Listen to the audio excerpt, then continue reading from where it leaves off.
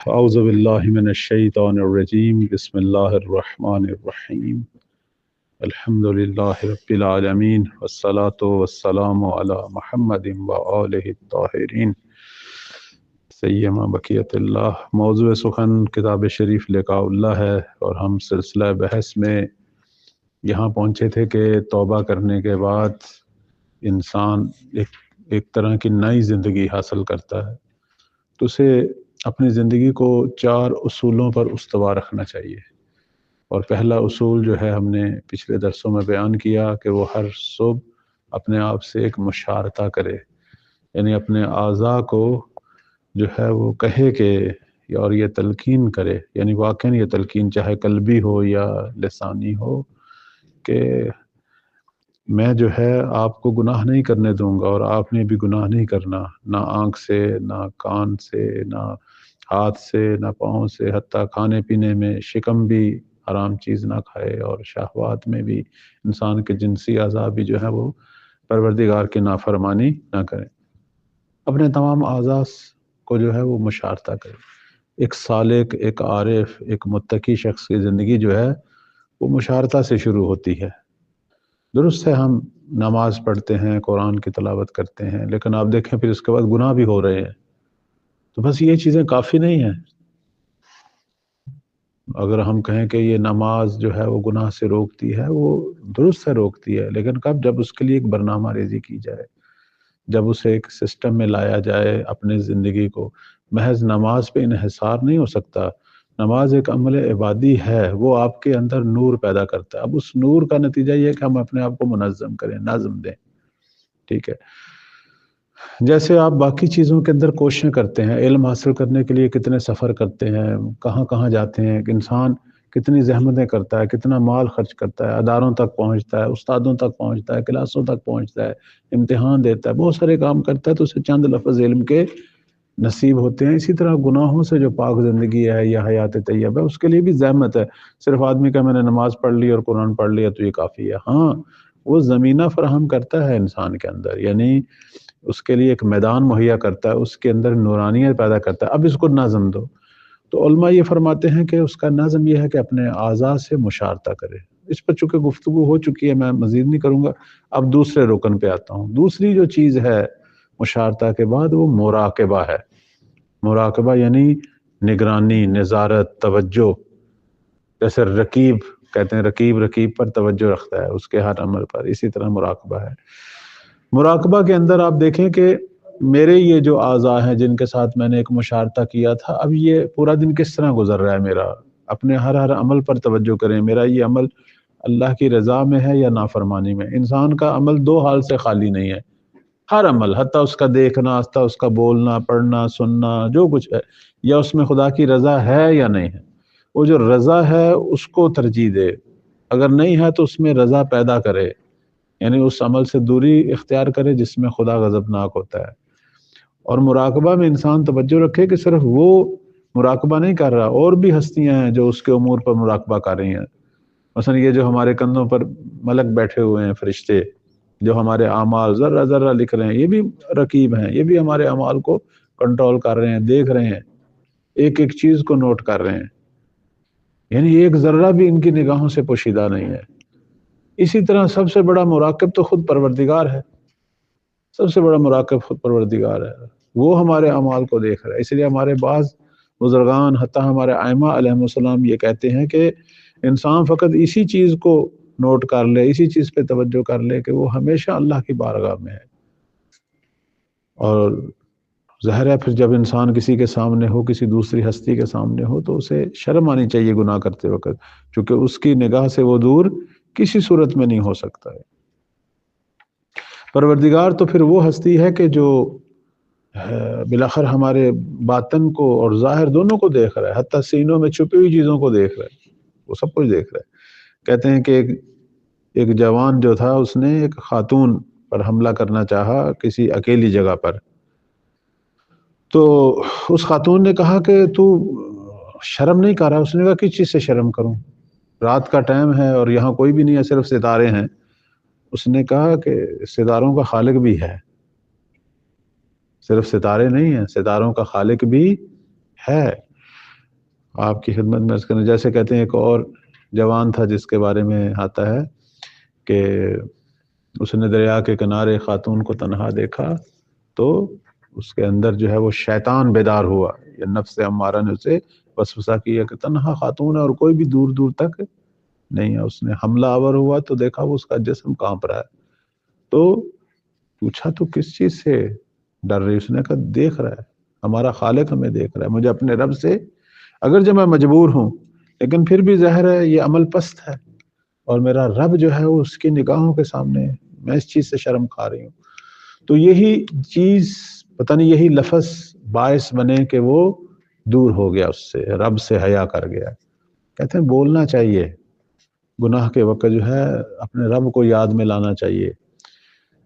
بعض دفعہ ہمارے علماء یہ بھی کہتے ہیں کہ اگر ایک آدمی پر گناہ سوار ہو جائے، جیسے ذہن پر ایک وسوسہ سوار ہو جائے کہ یہ کام ہر صورت میں کرنا ہے، اگر کوئی صورت نہیں نکل رہی، جان نہیں چھوٹ رہی، تو سجدے میں اپنے آپ کو گرائے، اللہ کی بارگاہ میں سجدہ کرے۔ سجدہ جو ہے وہ عبادت کے اندر ایک خاص حالت ہے جس میں رب کی خصوصی توجہ، خصوصی امداد حاصل ہو جاتی ہے اسے۔ تو اب یہ جو ہے وہ شرم کر گیا رب کی نگاہ کا، اس خاتون کو چھوڑ دیا، اس سے بھی معذرت خواہی کی۔ تو آگے واقعہ مشہور ہے کہ آگے وہ چلا تو چونکہ سخت دھوپ تھی تو اب اس کے سر پہ جو ہے وہ ایک بادل تھا جو اسے سایہ دے رہا تھا۔ ایک راہب بھی ساتھ آ کے مل گیا، اس نے سمجھا میری وجہ سے ہے، لیکن بعد میں وہ متوجہ ہوا کہ نہیں، اس جوان کی وجہ سے ہمارے سر پہ۔ اس نے پوچھا میں راہب ہوں، میں نے اتنی باتیں کی، تو نے کیا کیا؟ اس نے کہا میں نے کچھ بھی نہیں کیا، صرف یہ کام کیا۔ اس نے ترک گناہ سب سے بڑی عبادت ہے۔ بعض لوگ سمجھتے ہیں نماز روزہ یہ باقی چیزیں وہ بھی عبادات ہیں، لیکن اگر ان کے ساتھ ترک گناہ نہ ہو تو ان کی سارے اثر ختم ہو جاتے ہیں، سب اثرات ختم ہو جاتے ہیں۔ خود گناہ کا ترک کرنا سب سے بڑی عبادت ہے، پھر وہ مزہ دیتی ہیں، پھر وہ لطف دیتی ہیں، ورنہ وہ روٹین کا حصہ ہے۔ کچھ لوگوں کو عادت ہے ان چیزوں کی، نماز روزہ کی، ورنہ وہ ان کے اندر کوئی اثر پیدا نہیں ہو رہا، چونکہ ساتھ ساتھ گناہ کر رہے ہیں، وہ خود ہی اس کے اثر کو مار رہے ہیں۔ تو اگر گناہ ترک ہوگا تو نماز اپنا لطف دے گی، نماز اپنی نورانیہ دے گی، پھر ہر چیز کا اپنا ایک لطف آئے گا۔ جیسے میں ایک مثال دیتا ہوں، ایک آدمی جب بیمار ہے اسے آپ جتنا مرضی کھلائی پلائی جائیں، اس کو نہ کھانے میں مزہ آتا ہے، نہ اس کو آپ اچھے سے منظر پہ لے جائیں اچھی جگہ پہ، وہ بھی شاید اسے کوئی مزہ نہیں دے گی۔ لیکن جب اس کی بیماری اس کی جان چھوڑے گی پھر اسے کھانا بھی لطف دے گا، پھر اسے منظر بھی لطف دے گا، پھر آپ اس سے گفتگو کریں، اسے گپ شپ بھی مزہ دے گی، ورنہ وہ تنگ ہوگا ہر چیز سے۔ ایسا ہے یا نہیں ہے؟ اسی طرح گناہ ہے، جب انسان کی جان اور روح کو گناہ لپٹا ہوا ہو، یہ نیکیاں، یہ نیک اعمال جو ہیں بے مزہ ہوتے ہیں اس کے لیے، وہ بس روٹین میں کرتا ہے کہ کہیں لوگ میرے خلاف نہ ہو جائیں کہ پتہ نہیں یہ نماز نہیں پڑھتا، ورنہ وہ اثر نہیں کر رہے، چونکہ وہ گناہ جو ہے جو جس میں وہ مسلسل مصروف ہے وہ خنثی کر رہا ہے، وہ اس کے سارے اثر کو ختم کر رہا ہے۔ ٹھیک ہے، تو اب جو ہے کہتے ہیں کہ نیکیاں جو ہیں، ترک گناہ اور پھر یہ نیک اعمال جو ہیں، اس سے پروردگار کی توفیقات بڑھتی ہیں۔ اب دیکھیں ایک قرآن مجید میں سورہ یوسف کے اندر جو مشہور واقعہ ہے حضرت یوسف علیہ السلام اور بی بی زلیخا کا، تو وہاں آپ دیکھیں کہ یہ جو آیہ مجیدہ ہے وَهَمَّ بِهَا لَوْلَا أَن رَأَىٰ بُرْهَانَ رَبِّهِ، کہ یہ جو حضرت یوسف کو برہان رب نظر آیا ہے تو اس سے ان کا دامن جو ہے وہ گناہ سے آلودہ ہونے سے بچا۔ اگر وہ برہان رب نہ دیکھتے تو ہو سکتا ان کا دامن بھی گناہ آلود ہو جاتا۔ تو یہ جو برہان رب ہے یہ کیا ہے؟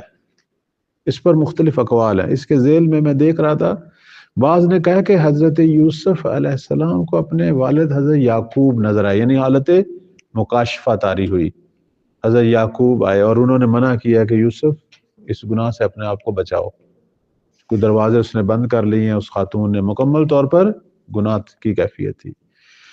اور بعض جو ہے علماء وہ لکھتے ہیں، کہتے ہیں کہ وہی زلیخا جو ہے اس نے اپنا وہ جو رب بنایا ہوا تھا ایک بت، اس کو اس نے ڈھانپا کہ مجھے شرم آ رہی ہے کہ بے شک یہ بت ہے لیکن میں اس کی آنکھوں کے سامنے، تو یہ ڈھانپنا جو ہے حضرت یوسف کے لیے بہت بڑی نصیحت بن گیا کہ اسے اپنے جھوٹے معبود کا خلا ہے، پتھر والے معبود کا، تو میرا تو معبود زندہ ہے اور حی و حاضر اور مجھے دیکھ رہا ہے۔ تو پس اس کے بعد حضرت یوسف جو ہیں کہتے ہیں تذکر ملنا، نصیحت ملنا. بعض دفعہ انسان کو کسی کی بات سے، بعض دفعہ کسی کی آنکھ سے، بعض دفعہ کسی کے عمل سے تذکر مل جاتا ہے. بس یہ تذکر ملنا تھا، حضرت یوسف فوراً جو ہیں وہ مڑے اور پھر اللہ نے ان کے لیے راہ کھولے. کہتے ہیں انسان جب گناہ کو چھوڑ کر موڑتا ہے نا رب کی طرف، تو جتنی بند راہیں ہوتی ہیں اللہ وہ ساری اس کے لیے کھولنا شروع کر دیتا ہے. اور یہ قانون ہے پروردگار کا. جس طرح شیطان گناہ کی راہیں ہموار کرتا ہے، اگر وہ گناہ سے پلٹے خدا اس کے پلٹنے کی راہیں بھی ہموار کرتا ہے. تو خلاصہ یہ ہے کہ کہتے ہیں کہ سالک جو ہے وہ مراقبہ والی حالت کو کبھی بھی اپنے آپ سے دور نہ کرے، ہمیشہ توجہ رکھے. ان اللہ کان علیکم رقیبا، ایک لحظہ بھی خدا ہم سے غافل نہیں ہے، وہ ہمیشہ جو ہے وہ ہمیں دیکھ رہا ہے. اس لیے کہتے ہیں کہ علماء اخلاق جو ہیں وہ کہتے ہیں کہ جب آپ مشارطہ کریں اس کے بعد جو ہے اپنے دل کی راہ پر بیٹھ جائیں اور دل کو ادھر ادھر مائل نہ ہونے دیں. چونکہ دل انسان کا جو نا یہ جو سینے کے اندر ایک چیز اٹھتی ہے یہ کبھی کبھی اس کو ادھر ادھر لے جاتی ہے. کہتے ہیں اس کے آگے بیٹھو خدا کے نگہبان بن کے. بعض علماء کہتے ہیں اپنے خیالات کو کنٹرول کرو، کیونکہ گناہ جو ہے وہ کس سے شروع ہوتا ہے؟ خیال سے. سب سے پہلے خیالی گناہ آتا ہے، انسان کے خیالوں کو آلودہ کرتا ہے، اس کے اندر کی جو روح ہے وہ آلودہ ہونا شروع ہو جاتی ہے. میں نے ایک کتاب پڑھی 40 احادیث ہیں جن کی شرح لکھی ہے امام خمینی رحمۃ اللہ علیہ. آپ نے بھی شاید دیکھی ہوئی 40 حدیث امام خمینی، وہ بہت بہت بہترین کتاب ہے. یعنی واقعاً اگر کبھی توفیق ہوئی یہ لقاء اللہ کے بعد اگر توفیق ہوئی تو اسے شروع کیا جائے. بہترین کتاب ہے اور میں نے زمانہ طلبگی میں اسے پڑھا، یہی جب آپ کی طرح علوم اصول، اور یہ واقعاً اس سے بہت انسان کو استفادہ ہو. اس میں نے دیکھا کہ ایک اہم ترین جو بحث امام خمینی رحمۃ اللہ نے فرمائی تھی وہ پرندہ خیال کو کنٹرول کرنے کی، کہ یہ جو خیال کا پرندہ ہے جو کبھی اس درخت کی ٹہنی پہ بیٹھتا ہے، کبھی اس درخت کی ٹہنی پہ بیٹھتا ہے، کبھی اڑ کے اس درخت کی ٹہنی پہ، اس کو کنٹرول کرو، اس کو پنجرے میں قید کرو، اس کو پاکیزگی کے پنجرے میں قید کرو، ورنہ یہ ادھر ادھر بیٹھے گا اور آپ جو ہے وہ اس کے پیچھے پیچھے چلیں گے. آپ محسوس کر رہے ہوں گے یہ میری بات کو کہ ہمیشہ گناہ کا آغاز انسان کے ذہن سے ہوتا ہے. ذہن پلان بناتا ہے، ذہن آگے سے ساری اس کی صورتحال اس کے ذہن میں رکھتا ہے، حتیٰ ممکنہ خطرات، ممکنہ رکاوٹیں، ساری چیزیں ذہن اس کے اندر سارا کچھ اس کے لیے راہ ہموار کرتا ہے، پھر یہ اٹھتا ہے. کہتے ہیں خطرناک ترین اور سخت ترین کام اپنے ذہن کو کنٹرول کرنا ہے. معمولاً لوگ اپنے ذہن کے تابع ہوتے ہیں، نہ کہ ذہن ان کے تابع ہوتا ہے. اور ذہن عقل نہیں ہے آغایون، ذہن وہی نفس ہے. درست ہے اس کے اندر وجدان، ضمیر، یہ بھی آوازیں آتی ہیں، لیکن جب نفس کی اڑان ہو جائے، اس کا زور ہو جائے، تو پھر ذہن مغلوب ہو جاتا ہے نفس کے. پھر ذہن اس نفس کے زیر اثر سارے پلان بنائے گا اور آپ اس کے پیچھے چلیں گے. اسی لیے کہتے ہیں اس وقت بہت ساری ریاستیں ذہن کو کنٹرول کرنے کے لیے سکھاتے ہیں. اس دینی بحث سے ہٹ کر میں کہہ رہا ہوں، یہ آج کل مختلف قسم کے جو ہیں وہ مراقبے بیان ہو رہے ہیں، وہ بھی اچھے ہیں، اگر کوئی آدمی ٹائم ہو تو کرے. یہ مختلف قسم کے مراقبے جس کے اندر انسان اپنے ذہن کو کنٹرول کرے، ارتکاز ذہنی کے مراقبے، اسے کیا کہتے ہیں، جیسے یوگا وغیرہ کی مشقیں، وہ بھی اچھی ہیں. اگر کوئی آدمی کے پاس ٹائم ہو تو وہ کرے. اس میں اپنے ذہن کو کنٹرول کرنے والی، کہ ذہن انسان کے تابع ہو، میں ذہن کو بتاؤں کہ کیا کرنا ہے، نہ کہ ذہن مجھے بتائے. تو عرض خدمت یہ ہے کہ فرماتے ہیں کہ ایک عالم سے پوچھا گیا کہ تو اتنے بڑے مقام تک کیسے پہنچا؟ اس نے کہا میں اپنے دل، یعنی وہی ذہن، دل ایک ہی چیز ہے، دل سے مراد یہ جو پمپ کر رہا ہے خون، یہ مراد نہیں ہے، یہ فؤاد ہے. دل سے مراد وہی ہمارے اندر کی جو ہوس ہے، ہمارے اندر جو چاہت پیدا ہوتی ہے، چاہے وہ سینے سے اٹھے یا ذہن سے اٹھے، وہ ایک ہی بات ہے، منبع پیچھے ایک ہی ہے، نفس امارہ ہے. فرماتے ہیں کہ میں اس کے آگے بیٹھا ہوا ہوں اور میں اسے ادھر ادھر جانے نہیں دیتا. اور تیسری چیز جو ہے مراقبہ کے بعد وہ ہے محاسبہ. یعنی پورا دن جب گزر جائے اور شام کو آپ نے دیکھنا ہے میں نے کیا کھویا ہے اور کیا. جیسے ایک دکاندار شام کو بیٹھ کر اپنے دکان میں پڑی جنس اور پیسوں کا بیٹھ کر حساب کرتا ہے. یا ایک دکان کے دو شریک ہوں تو دونوں آپس میں بیٹھ کر حساب کرتے ہیں کہ ہمارا کیا خرچ ہوا ہے, کیا ہمیں ملا ہے. کہتے ہیں کہ محاسبہ اس توبہ کے بعد جو ارکان اس کے اندر اہم ترین چیز جو ہے وہ محاسبہ ہے. اگر آپ مشارطہ نہیں بھی کرتے, اگر آپ مراقبہ نہیں بھی کرتے, حد اگر رات کو سونے سے پہلے محاسبہ کریں. اس پر تو آیات ہیں, احادیث ہیں. میں مثلا آپ کے سامنے چند ایک چیزیں بیان کرتا ہوں. جیسے آیت شریفہ یا ایھا الذین آمنوا اتقوا اللہ ولتنظر نفس ما قدمت لغد.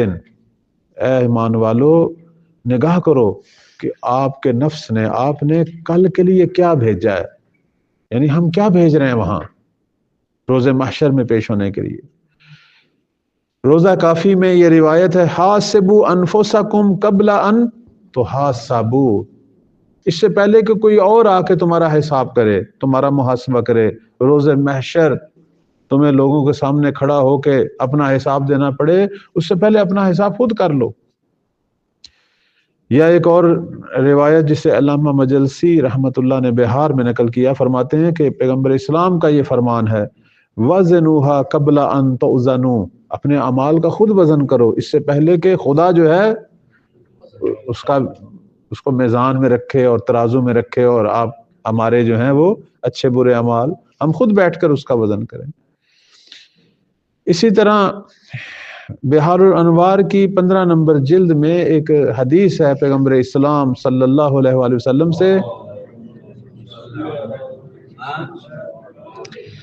فرماتے ہیں کہ لا یکون العبد من المتقین حتی یحاسب نفسہ. کوئی بھی شخص متقی میں سے ایسا نہیں مگر یہ کہ وہ اپنے نفس کا, یعنی اہل تقوی کی ایک نشانی ہے کہ وہ اپنے نفس کا محاسبہ کرتے ہیں. اور یہ محاسبہ کیسا ہو, اتم من محاسبت شریک ہی, یہ اس محاسبے سے کامل تر ہو جو آپ دکان میں کاروبار میں اپنے شریک کے ساتھ کرتے ہیں. دیکھنا اس کے اندر انسان کتنی دقت کرتا ہے. جب دو آدمیوں کا پیسہ لگا ہو کسی دکان میں, جب رات کو بیٹھ کے محاسبہ کرتے ہیں بھی کیا کھویا کیا پایا, کتنا خرچ ہوا کتنا بچا, اس میں کتنا دقیق محاسبہ کرتے ہیں, ایک ایک پیسے کا حساب لکھا جاتا ہے سارا کچھ. تو معصوم فرماتے ہیں کہ متقی شخص اپنے نفس کا اس سے بھی زیادہ کامل تر, یعنی ممکن اس میں بھی کوئی چیز رہ جائے لیکن یہاں جو اس نے پورا دن گزارا ہے, نیکیاں کی ہیں, برے اعمال کیے ہیں, جو کچھ بھی کیا ہے, اس کو ایک ایک لہجے کو اپنے کو گنتا ہے اور اس کا محاسبہ کرتا ہے. اور فرماتے ہیں کہ وہ اپنے نفس کا جب محاسبہ کرتا ہے تو اس وقت دو صورتیں ہیں, اور اس کو امام موسیٰ کاظم صلوات اللہ علیہ فرماتے ہیں.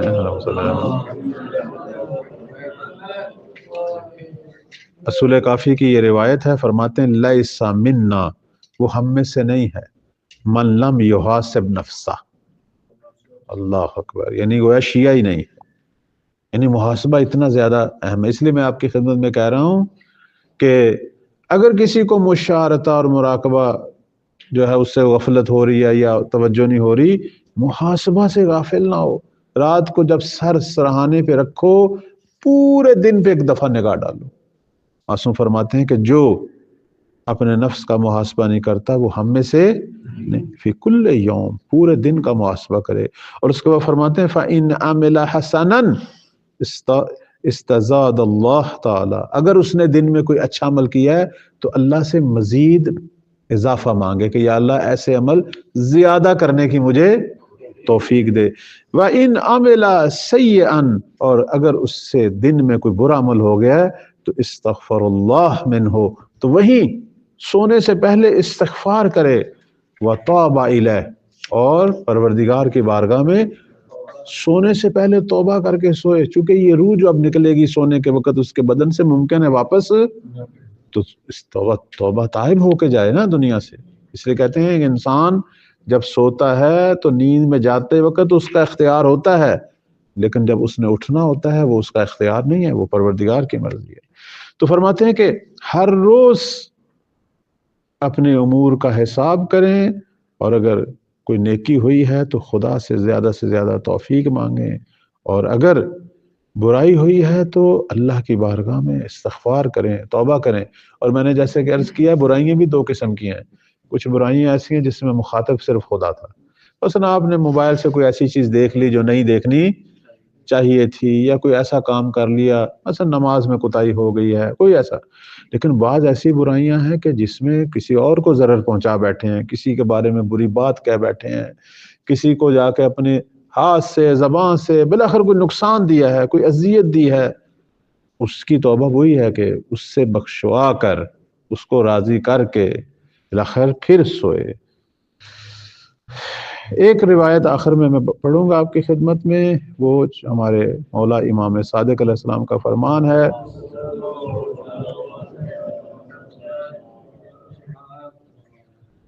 مصباح الشریعہ میں فرماتے ہیں کہ وہ شخص جو روز قیامت کو یاد رکھتا ہے اور روز قیامت کے مقامات کہ کہاں کہاں اس نے پیش ہونا ہے اور اس کے اعمال کہاں کہاں کھلیں گے اور کس طرح محشر کے اندر اربوں مخلوقات کے سامنے اس کا جو ہے وہ محاسبہ ہوگا. اور پھر اس کی جو سختیاں ہیں، مثلا میزان سے گزر کر جب فرض کریں جنت کی طرف جانا ہے تو پل صراط سے گزرنا ہے، تو پل صراط پر کئی لوگ گرفتار ہو جائیں گے، کئی لوگ پل صراط پہ گرفتار ہوں گے. جیسے ایک عالم دین کا میں واقعہ پڑھ رہا تھا، غالباً اسے شہید مطہری رحمت اللہ نے لکھا کہ ایک آدمی کا ہمسایہ تھا یہودی، اس کے ساتھ کوئی لین دین تھا جس میں ایک اشرفی کا جھگڑا تھا. مثلا یہ کہتا تھا میں نے دے دی، اس نے کہا تم نے نہیں دی. کوئی ایک جھگڑا تھا ایک سونے کے سکے کا، یا جو اس زمانے میں کرنسی تھی. تو یہ رات کو سوئے تو خواب میں دیکھا عالم محشر ہے، اور وہاں چیخو پکار، اور وہاں سب لوگ جو ہیں وہ ان کے اعمال کا حساب ہو رہا ہے، اس کے اعمال کا بھی حساب ہوا. بہرحال مورد بخشش جو ہے وہ قرار پا گیا اور اسے شفاعت نصیب ہوگی. اور لیکن جب پل صراط سے گزر رہا تھا تو وہ یہودی جو بلاخر وہ تو جہنم میں چلا گیا نا، وہ تو کافر تھا، وہ تو جہنم میں جانا تھا، وہ جہنم سے نکل کے پل صراط کے اوپر اس کے سامنے کھڑا ہو گیا. وہ یہودی جو ہے وہ جہنم سے نکل آیا. اب یہ بھی پروردگار کا ہی کام ہے، وہ جہنم سے نکلا اور پل صراط میں اس کے سامنے کھڑا ہو گیا. اس نے کہا کہ کدھر جا رہے ہو؟ جنت میں جا رہے ہو؟ تو میرا وہ سکہ؟ اس نے کہا وہ تو میں نے دیا تھا. اس نے کہا نہیں دیا تھا، تمہیں بھی پتا ہے تم نے نہیں دیا. اب ٹھیک ہے، میدان محشر میں چونکہ میں یہودی ہوں نا، میں تو جہنمی ہوں، میری چیز کا حساب ہی نہیں ہوا، اور تم بچ بچا کے آ گئے ہو، اور تم مسلمان، حقوق العباد مسلمانوں کے، اور یہ وہ، لیکن میری چیز ہے تیرے پاس، میرا سکہ ہے، وہ مجھے واپس کر. اس نے کہا کہ اب تو میرے پاس تو ہے ہی نہیں، کیسے واپس کروں؟ اس نے کہا بلاخر یا پھر میرے ساتھ جہنم میں جا جب تک میرا سکہ نہیں دیتا. یہ اللہ نے ہی مجھے طاقت دی ہوئی ہے کہ تیرے سامنے کھڑا ہوں، چونکہ حقوق العباد ہے. کہتے ہیں حقوق العباد میں اللہ نے کوئی مدد، چاہے کسی کافر کا ہی مال کیوں نہ ہو، توجہ رکھیں آغایوں، حقوق العباد میں یہ ہمارے ہاں عجیب عجیب فتوے نکلے ہوئے ہیں، فلانا جو ہے وہ ہمارے مذہب پہ نہیں ہے، دین پہ نہیں ہے، جو مرضی کرو. نہیں، انسانیت سب سے مقدم ہے. حتیٰ حیوانوں کا خیال رکھنا چاہیے، حتیٰ جمادات کا، کہ اسراف نہ کریں، اس کا حساب ہے. پانی جمادات میں سے ہے، اس کا بھی حساب ہے. حیوان ایسے نہیں کسی کو مارنا چاہیے، کسی حیوان کو اذیت، اس کا بھی حساب ہے. کجا کہ انسان، کس نے کہا کہ مذہب کا نہیں ہے، دین کا نہیں ہے، جو مرضی کروں؟ یہ بعض شیطان نما لوگوں نے اس طرح کے فتوے جاری کیے، ان کی کوئی حقیقت نہیں ہے. اسلام دین انسانیت ہے، دین عدالت ہے. اصل میں تمام ادیان الہی ایسے تھے. اصل انسان کو اہمیت ہے، انسانی رویوں کو بڑی اہمیت ہے، پھر حیوان کو اہمیت ہے، جمادات کو اہمیت، ہر چیز، ہر اللہ کی مخلوق کی اہمیت ہے. ہمیں حق نہیں ہم انہیں ضائع کریں، نقصان دے، اذیت دیں. اب وہ یہودی سامنے کھڑا ہو گیا. اس نے کہا نہیں، میرا مال جب تک واپس نہیں کرو گے جنت میں نہیں جانے دوں گا، یا میرے ساتھ چلو جہنم، کچھ عرصہ جہنم میں رہو تاکہ تمہیں پتا ہو کہ میں کیا جھیل رہا ہوں، تم جو خوش خوش جنت جا رہے ہو. اس نے اس کی بہت منتیں کی کہ کسی طریقے سے میری جان چھوٹ جائے. یہودی نے کہا اچھا چلو پھر ایک شرط پہ تجھے چھوڑتا ہوں، یہ جو میں میری انگلی ہے جو جہنم کی آگ سے جل رہی ہے، یہ تیرے سینے پہ میں لگاتا ہوں تاکہ تجھے پتہ چلے جہنم کی آگ کی سوزش کیا ہے. صرف اس کو چکھ لے، تھوڑا سا سکے کا برابر نشان تیرے سینے پہ ڈالو. اب اس نے اجازت دے دی. اس نے جب اجازت دی اور اس یہودی نے اپنی انگلی جو ہے جیسے اس کے سینے پہ لگائی، کہتا ہے اس قدر سخت عذاب اسے حاصل ہوا اور اتنی اس کی تپش اور اتنی سوزش، ایسے لگا جیسے یہ اس کے سینے میں کوئی تنور آگ کا جو ہے روشن ہو گیا. اور اس نے چیخ ماری، اتنی بڑی چیخ ماری کہ آنکھ کھل گئی اس کی. اور ساتھ جو ہے وہ بیوی بچے سوئے تھے، وہ بھی اٹھ کے بیٹھ گئے. بھی کیا ہوا بھائی؟ لیکن اس نے دیکھا میرا سینہ جل رہا ہے، اور فوراً اپنی قمیض ہٹائی تو دیکھا سینے کے اوپر سرخ نشان اور سوزناک زخم. یعنی وہ جو خواب میں جہنمی کی انگلی لگی، اس کا اثر جو ہے اس کی بیداری پر یہ ہوتا ہے. بعض کا انسان خواب میں ایسی چیز دیکھتا ہے، جب اٹھتا ہے تو اسی چیز کے زیر اثر ہوتا ہے. تو فوراً جو ہے اس نے حساب کیا اور جا کے اس کی اشرفی کو واپس کیا.